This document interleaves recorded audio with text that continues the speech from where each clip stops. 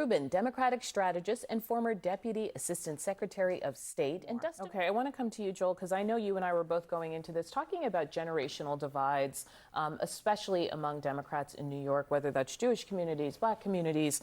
And then when we looked at the turnout, I think youth was only like 11, 12% share. So Mamdani had to win over some people. Yes. Who were not under the age of 30 or 35. What do you make as you started to look into what the coalition was?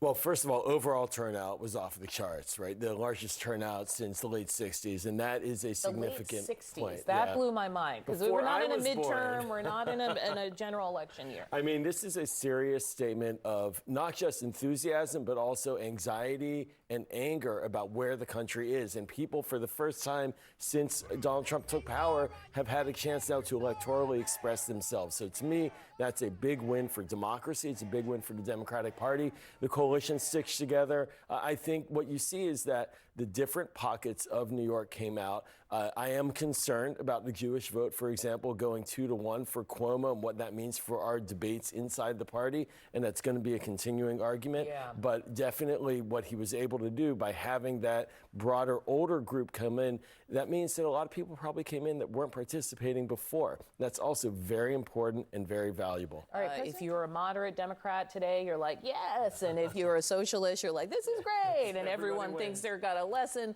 But you guys stay with me, because we're going to talk a lot more about that. I do think that played into some of what we saw last night. There's a ton of federal workers in Virginia, some in New Jersey. That impacts the way that people think about elections. To your point about the media, you don't have to come out and say stuff like that, right? Like, that has its own impact. But you know, I want to add on to what Sarah is saying, which is that the cruelty is the feature, not the bug, of the administration's approach to this shutdown. What they are trying to do is essentially say, we will punish the American people, we will punish the most vulnerable Americans in order to coerce Democrats into giving up their position. Donald Trump's not negotiating. He's not engaging in good faith. He's now calling Republicans together to essentially use the nuclear to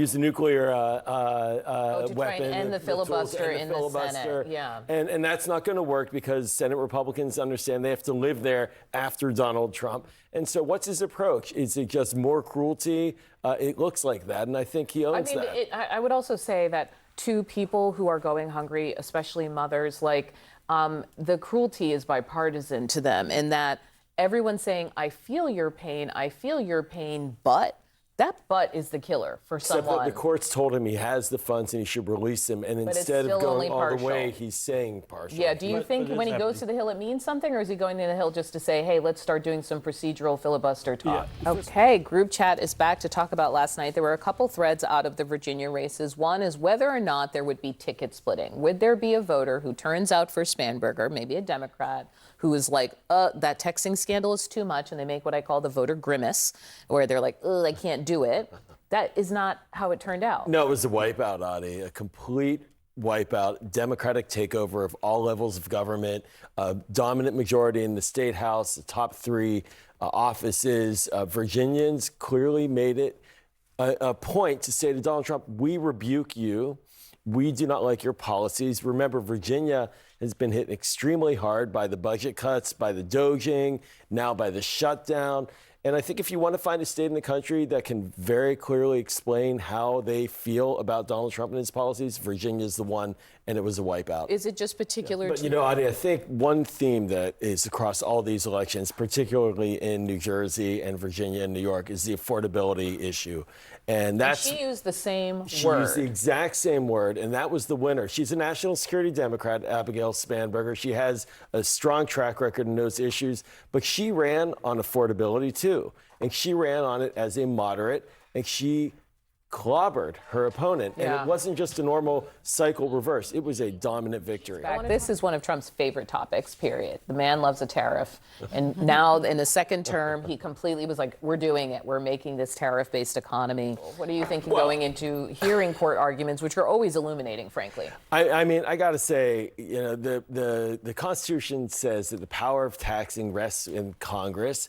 We just saw bipartisanship on Capitol Hill recently, where the Senate rebuked tariffs by President Trump on Canada, on Brazil. There is a desire to allow for the process to work, and this is what the court's going to decide. Do they believe Congress has a role in American foreign policy and in tariff setting or not. And I think it should go on the side of the Constitution. But then again, this is a 6-3 Republican Supreme Court, and they may very well default to the president, even though he's losing on Capitol Hill. Sarah, what do you think? Joel, I want to ask you, because I know within Democratic circles, there have been so many questions about whether the party is heading in a Bernie Sanders-ish direction or all these pragmatists or the kind of polish of Newsom. Like, was there any clarity out of last night?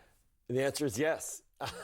To everything. Everybody's happy. Everybody's Everyone happy. won something Everybody's last happy. night. Yeah. I think what you'll hear, and I think there's real plausible reason to believe this, is that we're a Big Ten party. You know, Democrats, we can't win if one wing of the party dominates and the other retreats. But Jewish voters were very unhappy with this Mamdani message. And is this further pushing them away out of the Democratic Party? Oh, look, if we want to get into Jewish politics, without a doubt, this is a scary moment for Jewish Democrats in particular about where do we go from here. If 2-1 voted for Cuomo and Cuomo lost, what is our political influence in terms of voting going forward?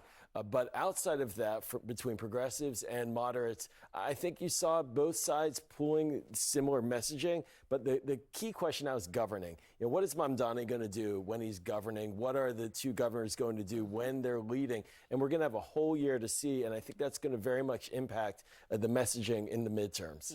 Joel, your eyebrows just went straight up. What are the things? Because we've talked about who's left out of the tent, who's frustrated.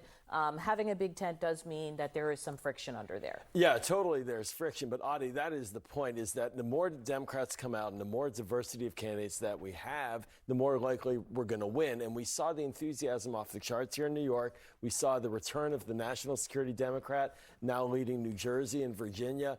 And also this idea that the wins last night really demonstrate why President Trump wants to change the map ahead of the election next year. I mean, made it clear as day, and I think Ken Martin's right in saying that, and that's a good message as well. I mean, I know. Yes. But I do think that we're seeing the healing now in real time. Is this what healing looks like? Well, when victories make for better days after, and the after-action discussion is going to be clear.